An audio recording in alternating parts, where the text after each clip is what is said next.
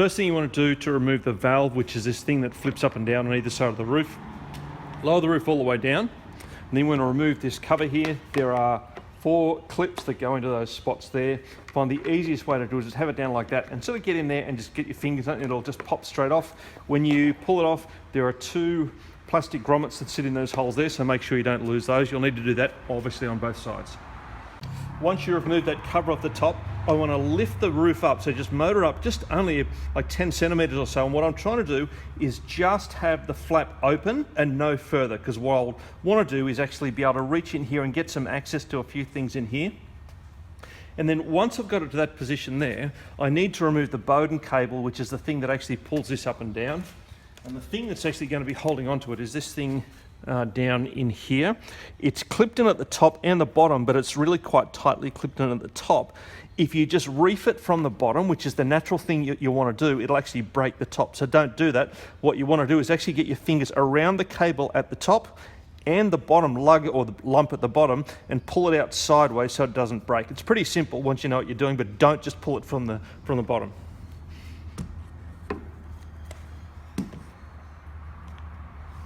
So like this, so pull it around, fingers around there, and then that'll just pop straight out. And then you can actually just loosen the Bowden cable at the top and take it out of that little hole where it actually sits at the on the flap itself. And once you have removed the Bowden cable, then there's a torque screw which is down in the slot, a bit hard to show you, but down in there. And the reason you don't want to have this too far up is because the arms down here just get in the way. So you want to have it in this position here so you can actually get access to the screw to remove it. And to remove the flap itself, once that screw has been removed and the Bowden cable disconnected, motor it up a little bit further again. So I find that sort of the top, this middle seal, about the top of the valve, this is just going to slide straight up, but there's a piece at the back here that's going to hinder it. It's just part of the roof canvas, so just reach your hand back in there and sort of push that to the side or push it rearward so that can just slide straight up and that'll just pop straight out.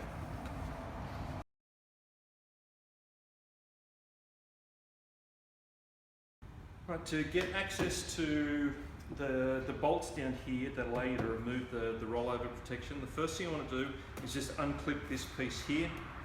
It slides, I mean the only reason you need to remove this is because that plastic piece there is going to slide onto there. On the underside of this there's a clip there and a clip there and a couple of little knobs that go into some holes up the top here. So when that's sitting in there like that, it'll actually be clipped into the piece underneath here, so get your fingers under there and just go clip, and then you can work, there's another one at the front here which that requires a little bit of force to pop that out, and then you can actually just allow that to move down like that and feed the seatbelt through it. The seatbelt itself is held on by this piece, and the way that works is it just slides into a hole there, and there's an M10 bolt that goes in there, 46 Newton meters, so you just disconnect that. Prior to doing that, there's going to be this piece here which sits over the top, so the belt actually feeds through there like that. So it's going to be like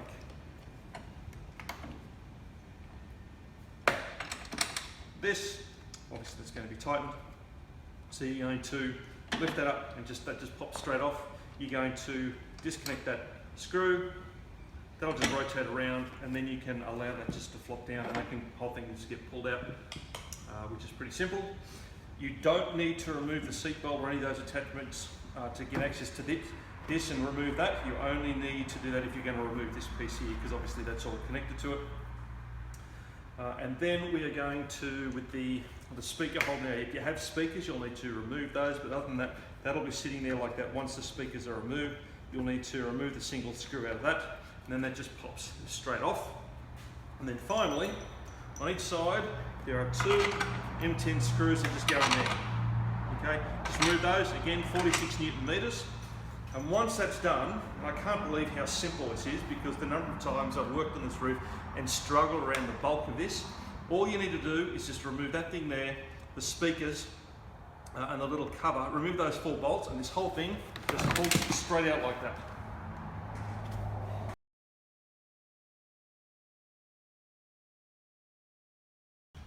This trim piece here, once you've got that piece there removed, there are clips. There's the blue one there which just goes into, that just pulls straight out, that goes into that hole there. There's one of these metal ones here that goes into a slot here, and there's also another one of those metal ones that goes down in here.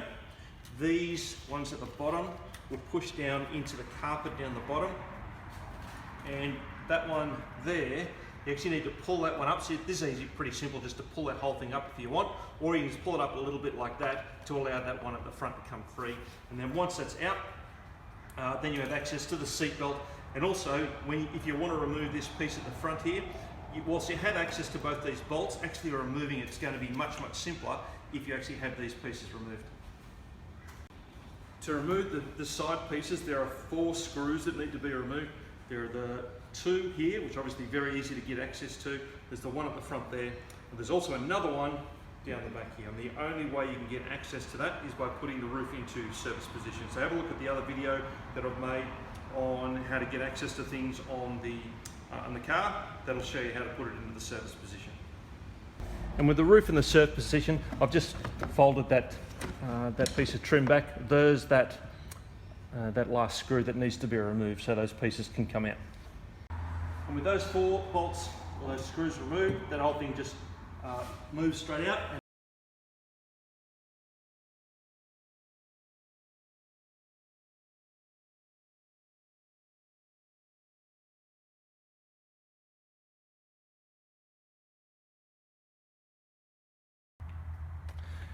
If you are going to disconnect those plugs so you can remove the roof, or for whatever reason where you're going to disconnect the plugs to those motors on either side, I would suggest that before doing so, especially if you're going to put power back onto the car, I would be disconnecting the convertible module connections there at the back here. So if you just take the seal off around here, pop the covers over the oil and the coolant fill, and in here you have the convertible module, which is this one here.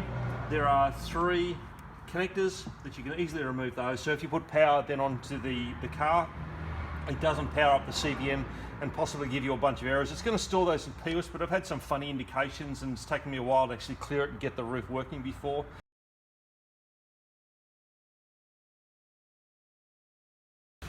So to remove the whole roof itself is actually pretty simple from here. All you need to do is disconnect there's a plug like this, one on each side.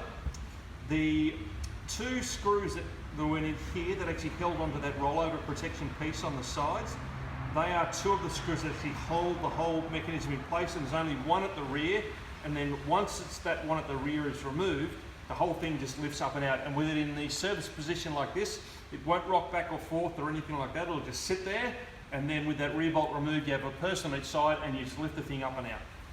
And so the screw on each side that you need to remove is this one here. So you just pull that out. Again, all of these screws are all 46 Newton meters. So there's one of those on each side. You can see also there's that white guide pin. This looks like they're set in the factory. So once these bolts are out, there's actually no movement in it at all because the guide pin's actually set it where it needs to go. So it's very, very simple to actually just remove it and plonk it back in exactly the same position with very little adjustment, or basically no adjustment at all. To lift the roof up and out, what you'll need to do is there's a piece here. There's 2 screws that go into, they actually screw into the seal here, and there's a couple of little knobs that go into this piece that hold that plastic piece in there.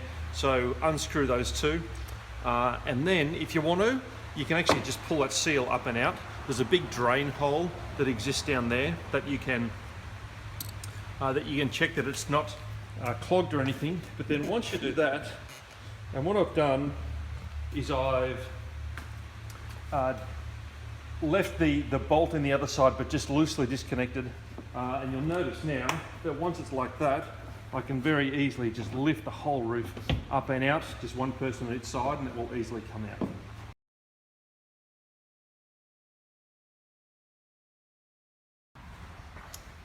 So with the roof out, the big drip tray bucket is exposed. The drain hole that goes down the bottom is there. There's that other drain in there which actually comes off the seal on the leading edge of that seal that runs around the base of the roof. But the big one from the bucket is down there. It goes down and goes in towards the outside of the car Removal of this is actually quite difficult. You can actually pull it out of here pretty easily, just moving it out all around the pins and the seal on this side. But where it's actually connected on the other side here is actually on the inside of the engine intake. Whilst you can remove the cover on the outside of the engine intake easily, you actually don't get access to this little plug to take that off. You actually need to remove the whole side panel of the car to be able to do that. So unless you really have this clogged and you can't get it clear, I would suggest leaving this in there. And it's pretty simple to actually pull all the debris out, and if there's anything down here, you could flush it out or just get a stick or some wire to pull stuff out. You'll also notice that you've got these things that stick up here, so if anything comes down, it's not going to go down into the hole, it's going to get caught. So a few rivet heads and that sort of thing, when I've been working on the roof previously, were all stuck in here, so I could grab those, which is really, really nice. And certainly from what I have seen now, it is really, really simple to pull this roof off. I reckon it's about a 30-minute job, and if I had to do any roof work in the future, especially with this drilling or riveting, mate, the whole thing's just going to come out of the car. It's going to be much, much simpler, and I don't end up with a whole bunch of gunk down the rest of it as well. What is also nice is that you can see now engine access is really, really easy. There is just so much room to move around here. I can sort of get over here and just get my hands in wherever I like. So anything other than basic maintenance, so for example, when I've been doing coolant changes, etc., I just put the roof into the service position. But any significant work on the engine at all, mate, I am just pulling the roof off straight away, and that'll just make it miles easier to do the work that I want to.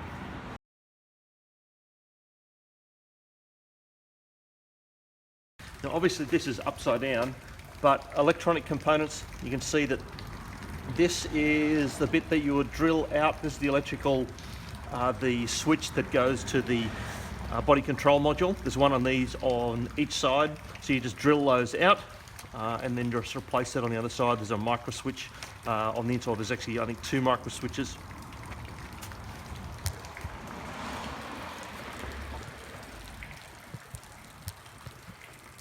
On the other side, we've got the motor, the electrical connections that go to it, as well as that's got the motor hall sensor inside that as well. You've got the electrical connector, which connects to the bit on the aft bulkhead inside the cockpit. And there's the little gearbox here, which runs to the gearing mechanism that actually makes the roof go up and down. If you need to remove the motor, apparently you can do this within the car, but it's obviously going to be very, very simple with it out like this. You can just move the Bowden cable out of the way. There are clips on either side, and obviously this is upside down at the moment, but you can just unclip those.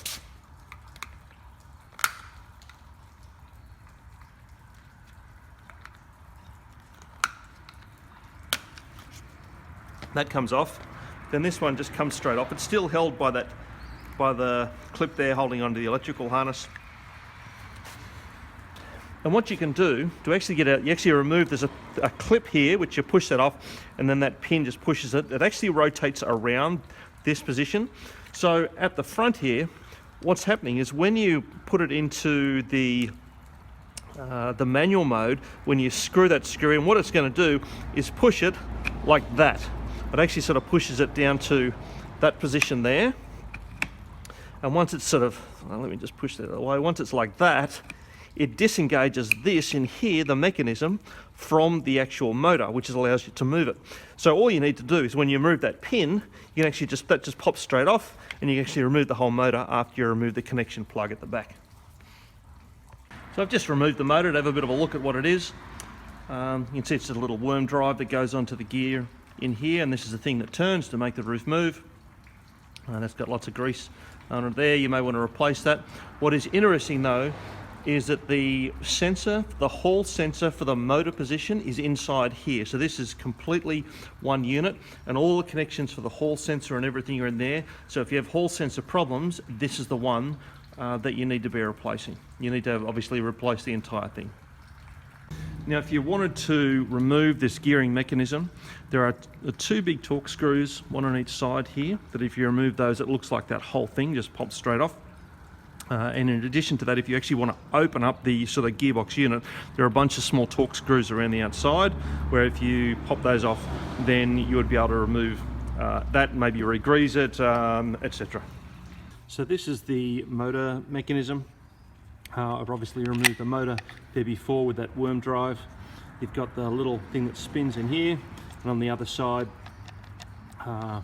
it just is a reduction gearbox. There's just a little planetary system in there, just with, it looks like some graphite based grease on it. So if you wanted to pull that apart, you could remove those screws here. The hard part of it is that this spring here, you would need to remove this pin. That's got a fair bit of tension. There's going to be a bit of a pain getting that back on again, but if you needed to do that, then that would be relatively simple. To actually remove the gearbox itself, it's just 2 screws, one on each side, that comes off, and this just pulls straight out. So where that gearbox actually fits is there. That's where those 2 screws are there. The gear actually goes onto this whopping great big gear, which is the thing that actually moves it. When that that gearbox turns, obviously that is going to turn and move the whole arm up and down. So when you're putting it into manual mode, all you're doing is this. You're just pushing that M8 screw in, and all it does is lift up the motor like that, and once it's in that position there, now the thing can actually move quite happily, and it's only when it pushes it back down